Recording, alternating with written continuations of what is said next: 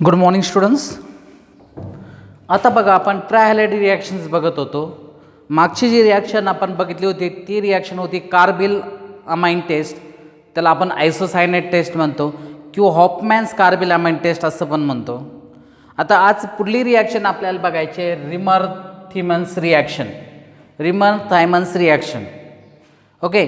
आणि आत्ता इथून पुढं आपण 10-10, 20-20 मिनटाचे एक शॉर्ट व्हिडिओज बनत जाणार आहे. म्हणजे आजचा पहिला व्हिडिओ असणार आहे फक्त रिमर थायमन रिॲक्शनवर, आणि नंतर दररोजचे 2 व्हिडिओज पडत जातील. पण ते व्हिडिओज आता 30-40 मिनटाच्या ऐवजी 10-20 मिनटाचे असे असणार आहे. म्हणजे त्या व्हिडिओमध्ये त्या रिॲक्शनबद्दल सगळं काही सांगितलं जाईल. तर आज पहिली रिॲक्शन आपल्याला जे बघायची त्याला म्हणायचं रिमर थायमन रिॲक्शन. याच्यात काय असतं बघा, आपण ट्रायहॅलाइड्स बघतो, म्हणजे आपण क्लोरोफॉर्मचे रिॲक्शन्स बघतोय आत्ता सध्या CHCl3. तर इथं काय केलं जातं,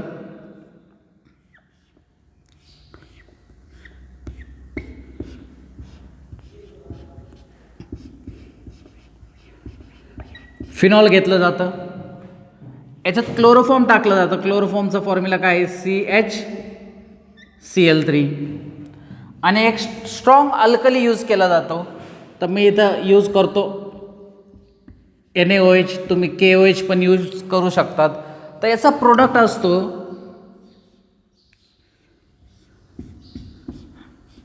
हा OH आहे असा. इथं अल्डेहाइड ग्रुप जॉईन होतो म्हणून याला आपण सॅलिसिल अल्डेहाइड असं म्हणतो. तर नेमकं ही रिॲक्शन कशी होती आपण याचं मेकॅनिझम बघू. बघा,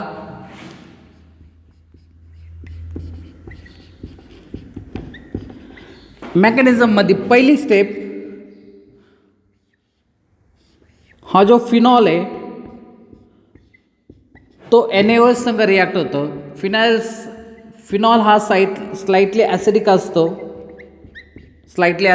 आणि हा बेस आहे. आणि तुम्हाला माहिती आहे ॲसिड प्लस बेस म्हणजे सॉल्ट अँड वॉटर तयार होईल. तर इथून H आणि इथून हा OH, काय बाहेर जाईल, वॉटर. बरोबर. तर मी इथं लिहितो -H2O. तर काय तयार होईल इथं O निगेटिव्ह, कारण इथून H आणि हा OH वॉटर जाईल आणि Na पॉझिटिव्ह. आता याची रिॲक्शन आपल्याला करायची क्लोरोफॉर्म CHCl3 ही सेकंड स्टेप. इथं पण आपण वापरतो NaOH. बघा, हा जो फिनॉल आहे हा ऑर्थो पॅरा डायरेक्टिंग आहे. हा काय ऑर्थो पॅरा डायरेक्टिंग आहे आणि ऑर्थो हा याचा मेजर प्रोडक्ट असतो. म्हणून हा इथला ऑर्थो पोझिशन मधला हा H आणि हा OH. बघा, हा OH आणि हा H काय बाहेर जाईल, वॉटर. परत सांगतो बघा, हा OH आणि हा H, हा OH आणि हा H काय बाहेर जाईल, वॉटर. -H2. हा Na आणि इथं एक Cl, Na आणि इथं एक Cl, NaCl बाहेर जाईल. आणि राहिलेला ग्रुप या हायड्रोजनच्या जागेवर अटॅच होईल, कारण या हायड्रोजन काढला मग त्या हायड्रोजनच्या जागेवर अटॅच होईल. परत सांगतो, हा OH आणि हा H, वॉटर. Na जाईल एका Cl सांगा म्हणून NaCl. तर काय राहील,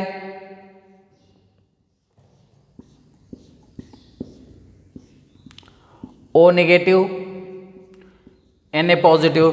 इथं जॉईन होईल CHCl आणि Cl. बरोबर, कारण Na एका Cl संग बाहेर गेला म्हणून 2 Cl राहिले, म्हणून CH, इथं Cl, इथं Cl. इथपर्यंत बोर्डवर दिसतंय. हा ओके दिसतंय. तर प्रोडक्ट नीट जाणार. तो प्रोडक्ट काय, सॅलिसिल अल्डेहाइड. मी रिॲक्शन रब करतोस. चला आता इथून कंटिन्यू करू आपण. काय प्रोडक्ट आहे आपल्याकडं, O निगेटिव्ह, Na पॉझिटिव्ह, इथं CHCl. आता मी इथं टाकतो AOH, इथं OH हा न्यूक्लिओफाईल आहे, इथं Cl हा न्यूक्लिओफाईल आहे. OH जाणार Clच्या जागेवर आणि Cl जाणार OHच्या जागेवर. न्यूक्लिओफिलिक सबस्टिट्यूशन करायची. OH जाणार Clच्या जागेवर, Cl जाणार OHच्या जागेवर. पण Cl किती वेळा आहे? दोनदा. म्हणजे OH पण आपल्याला किती वेळा पाहिजे? दोनदा. म्हणून मी इथं घेतो ट्वाईस NaOH, म्हणजे ट्वाईस NaCl बाहेर जाईल. हे दोन Cl OHच्या जागेवर जातील, OH Clच्या जागेवर जाईल. मग काय तयार होईल? O negative, Na positive, CH OH आणि हा पण OH. आणि तुम्हाला माहिती आहे दोन OH ग्रुप एका कार्बनवर अनस्टेबल आहे, म्हणून वॉटर इलिमिनेट होतं. इथून H आणि इथून OH, म्हणजे काय बाहेर जाईल? Water.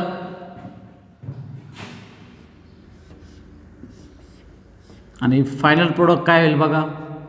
O negative, Na positive, इथं CH आणि सिंगल बॉन्ड O. पण कार्बनला किती बॉन्ड्स असतात? 4. इथं बघा 3च बॉन्ड आहे, म्हणून इथं डबल बॉन्ड आला का नाही? अल्डिहाइड. आता आपल्याला काय करायचं आहे? या सोडियम Na+ काढून टाकायचं आणि त्याच्या जागेवर H टाकायचा, म्हणजे फिनॉल परत तयार होईल. म्हणून आपण इथं ॲसिडिक हायड्रोलिसिस करायचं. तुम्ही HCl पण घेऊ शकतात. Na जाईल, Cl संग H इथं जाईल. किंवा वॉटरमध्ये पण असं पण लिहू शकतो तुम्ही H2O आणि H+. म्हणजे आपण याला ॲसिडिक हायड्रोलिसिस म्हणतो. काय म्हणतो याला?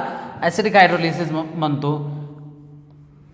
मी जर इथं HCl घेतला तर Na जाईल Cl संग NaCl, हा H जाईल इथं, झाला फिनॉल तयार. किंवा तुम्ही ॲसिडिक हायड्रोलिसिस फक्त असं H+ जर लिहिला तरी चालेल. इन वॉटर तर काय तयार होईल? फिनॉल.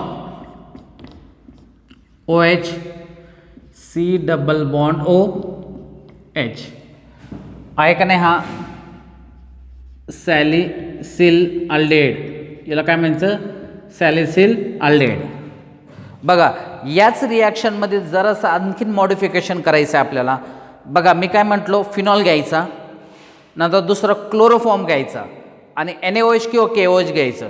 तर प्रोडक्ट काय असणार? सॅलिसिल अल्डिहाइड. हीच रिॲक्शन मी जर क्लोरोफॉर्म ऐवजी कार्बन टेट्राक्लोराईड घेतलं तर काय होतं आपण बघू. क्लोरोफॉर्म ऐवजी आपण जर कार्बन टेट्राक्लोराईड घेतलं तर ही रिॲक्शन कशी होती? ओके,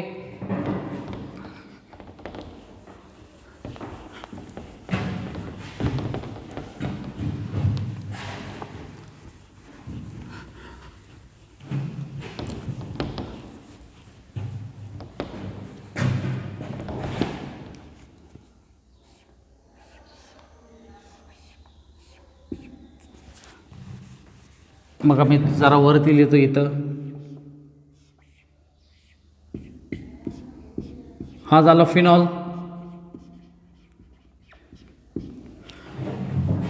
क्लोरोफॉर्म ऐवजी मी घेणार आहे कार्बन टेट्राक्लोराईड म्हणजे CCl4 आणि इथं घेणार NaOH. आता मागच्या रिॲक्शनमध्ये आपण इथं क्लोरोफॉर्म घेतला होता, त्यावेळेस प्रोडक्ट होतं सॅलिसिल अल्डिहाइड. जर मी तर कार्बन टेट्राक्लोराईड घेतला तर प्रोडक्ट बनतो सॅलिसिलिक ॲसिड. काय बनतो? सॅलिसिलिक ॲसिड बनतो. अल्डिहाइड ऐवजी ॲसिड बनतो. त्याची पण मेकॅनिझम आपण बघू. तर दोन्हीची मेकॅनिझम जवळजवळ सारखीच आहे. पहिल्या स्टेपमध्ये काय? फिनॉल जो स्लाइटली ॲसिडिक आहे, याची रिॲक्शन कशा संग करायची? NaOH जो बेस आहे, म्हणून इथून H, इथून OH, वॉटर बाहेर जाईल आणि सोडियम फिनॉक्साईड तयार होईल. O negative, Na positive. तर इथं घ्यायचं कार्बन टेट्राक्लोराईड CCl4, ॲरोवर घ्यायचं NaOH, हा OH या S संघ बाहेर जाईल म्हणजे H2O. बघा तीच मेकॅनिझम आहे, Na जाईल एका Cl संघ म्हणजे -NaCl, तर राहिलेला ग्रुप इथं जॉईन होईल. काय राहिलं बघा,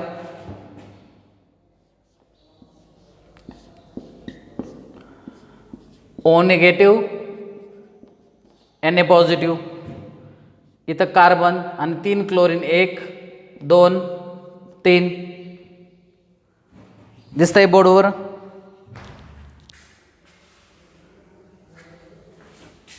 ओके, आता मी तर जर NaOH घेतला आणि NaOH Clच्या जागेवर जर टाकला तर किती वेळेस NaOH लागतील? 3 वेळेस, म्हणून 3 NaCl बाहेर जाईल, -3 NaCl, OH जाईल Clच्या जागेवर, तर काय तयार होईल बघा, O निगेटिव्ह Na पॉझिटिव्ह, इथं कार्बन, त्याच्यावर OH. समजलं? OH जाईल Clच्या जागेवर, Cl जाईल OHच्या जागेवर. पण मला सांगा, ज्यावेळेस 2 OH एका कार्बनवर स्टेबल नसतात इथं, तर 3 OH आहे, म्हणून पहिलं वॉटर एलिमेंट करायचं.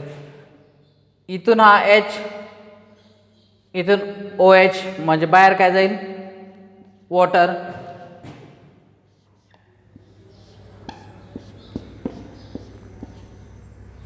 O निगेटिव्ह Na पॉझिटिव्ह, इथं काय राहिलं बघा, कार्बन, त्याच्यावर एक OH I शिल्लक राहिला आणि एक बॉन्ड O राहिला.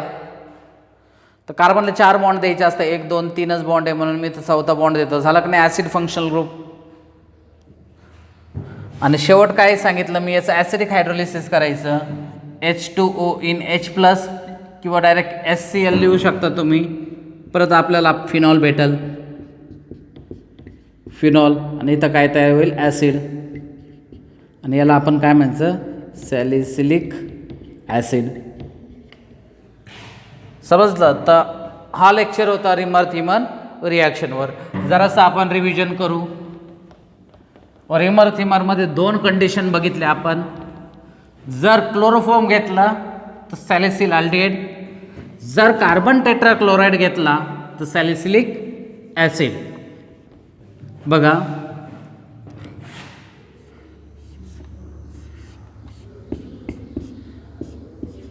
हा झाला फिनॉल. पहिल्या स्टेपमध्ये जर तुम्ही क्लोरोफॉर्म प्लस NaOH, ही झाली पहिली स्टेप. दुसरी स्टेपमध्ये जर तुम्ही ॲसिडिक हायड्रोलिसिस केलं, क्लोरोफॉर्म घेतलेला आहे, तर प्रोडक्ट होणार आहे सॅलिसिल अल्डिहाइड.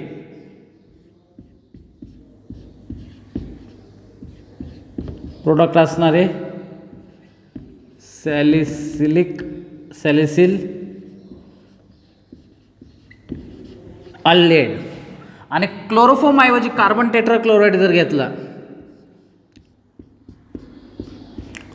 हा झाला फिनॉल. क्लोरोफॉर्म ऐवजी जर कार्बन टेट्राक्लोराइड घेतला,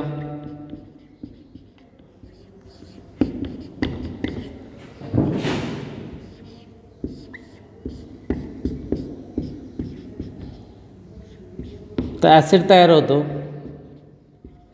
सॅलिसिलिक ॲसिड. समजली? याच्या दोन्हीच्या मॅकॅनिझम पण मी तुम्हाला समजून सांगितलं, तर व्यवस्थित ती रिॲक्शन प्रॅक्टिस करायचं. तर हा होता एक शॉर्ट व्हिडिओ ऑन रिमर-थिमन रिॲक्शन. बघा, रिमर-थिमन रिॲक्शनमध्ये क्लोरोफॉर्म आणि NaOH घेतला तर होतो सॅलिसिलिक अल्डिहाइड, आणि कार्बन टेट्राक्लोराइड आणि NaOH घेतला तर तयार होतं सॅलिसिलिक ॲसिड. बघा, ज्यावेळेस आपण व्हिडिओ अपलोड करतो त्याच वेळेस तो रेग्युलरली बघत चालायचा, कारण तुम्ही जर तुमचं वर्क पेंडिंग ठेवलं तर जास्त लोड येणार आहे. कारण लॉकडाऊन कधी उघडेल हे सांगता येत नाही. मग आपल्याला जर ऑनलाईनच शिकायचं असेल तर व्यवस्थित शिकायचं. ओके, व्यवस्थित त्याची प्रॅक्टिस करायची, कारण कधी ना कधी आपली JEEची एक्झाम होणार आहे. ज्यावेळेस ती एक्झाम होणार तुमची, त्यावेळेस तुमचा स्कोर येण्यासाठी तुम्ही आत्ता खरं तर तुम्हाला खूप टाईम भेटला आहे, तर या टाईमचा व्यवस्थित उपयोग करायचा. समजलं? दिसतंय बोर्डवर?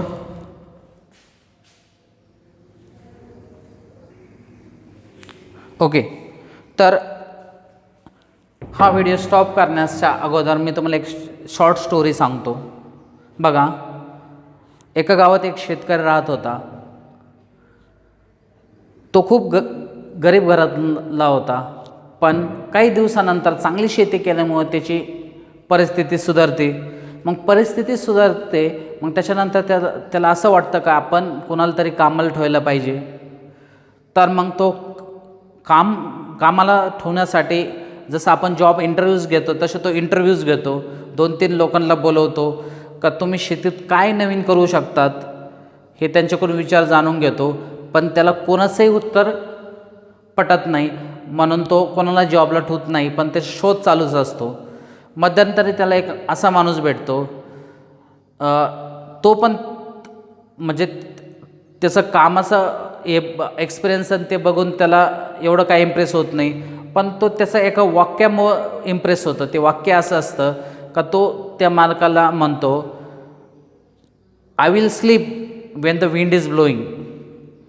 हे तुम्हाला इंग्लिशमध्ये सांगितलं, I will sleep when the wind is blowing. म्हणजे मी निवांत झोपलेला असेल ज्यावेळेस सुसाट वारा वाहतो. शेतकऱ्याला काय त्याचा अर्थ समजला नाही, पण त्याचं उत्तर जरा इंटरेस्टिंग वाटल्यामुळं त्याने काय केलं, त्याला जॉबला ठेवलं. तो चांगल्या प्रकारे काम करू लागला. एक दिवस शेतकरी बाहेरच्या गावी गेला असता खूप जोराचा वारा येतो, खूप पाऊस येतो. मग तो शेतकरी घरी परतताना त्याच्या डोक्यात खूप सारे विचार येतात का चारा बाहेर पडलेला आहे, धान्य बाहेर आहे, गाया बाहेरच आहे, ते गोठ्यात घ्यावं लागतील. मग त्याला असं चिंतेने तो घरी जातो. घरी गेल्यानंतर तो बघतो का ज्याला कामाला ठेवला आहे तो निवांत झोपलेला असतो. मग तो त्याला उठवतो आणि सांगतो की एवढा वारा चालू असताना तू इथं निवांत झोपला आहे. त्यावेळेस तो त्याला सांगतो, मी तुम्हाला इंटरव्ह्यूच्या वेळेसच सांगितलं होतं, I will sleep when the wind is blowing. मी निवांत झोपेला असेल ज्यावेळेस विंड म्हणजे वारा सुसाट वाहत असेल. मग त्या शेतकऱ्याला त्या दिवशी खूप पस्तावा होतो का आपण याला कामाला का ठेवलं, कारण ज्यावेळेस इतका पाऊस वारा चालू असताना हा निवांत झोपलेला आहे. मग तो घाईघाईत त्याच्या गोठ्यात जातो गाया बांधण्यासाठी. त्यावेळेस त्याचं असं लक्षात येतं का सगळं काम त्याने व्यवस्थित केलेलं आहे. चारा व्यवस्थित झाकून ठेवलेला आहे, धान्य व्यवस्थित मांडलेलं आहे, सगळ्या गाया गोठ्यात व्यवस्थित बांधलेलं आहे, त्यांना चारा टाकलेला आहे. ते सगळं काम तो एकदम अप टू डेट केलेलं असतं. मग त्या दिवशी त्या शेतकऱ्याला त्या सेंटेन्सचा अर्थ समजतो, I will sleep when the wind is blowing. त्याचा अर्थ असा आहे की ज्यावेळेस सुसाट वारा असेल त्यावेळेस मी झोपलेला असेल, कारण मी माझं काम आधीच केलेलं असणार आहे.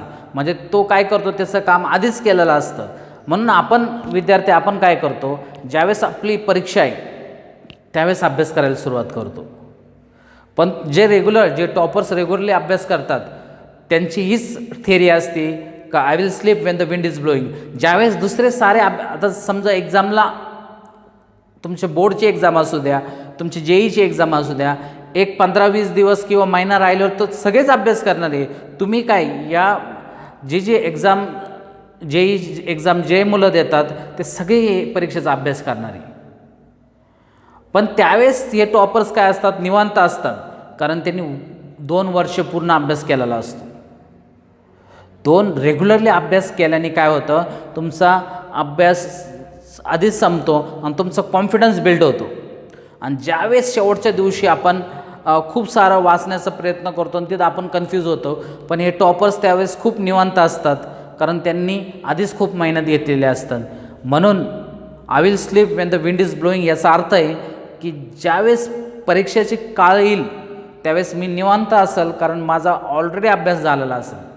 तर मुलांनो, हीच तुमची अपॉर्च्युनिटी. हे लॉकडाऊन तुम्ही एक अपॉर्च्युनिटी समजून घ्या. कारण तुम्ही जर रेग्युलर कॉलेज असतं तर 6 ते 7 तास तुम्हाला वर्गात बसावं लागलं असतं. परत घरी जाऊन तुम्हाला 3-4 तास अभ्यास करावा लागला असता. म्हणजे टोटल 8 ते 9 तास होतात.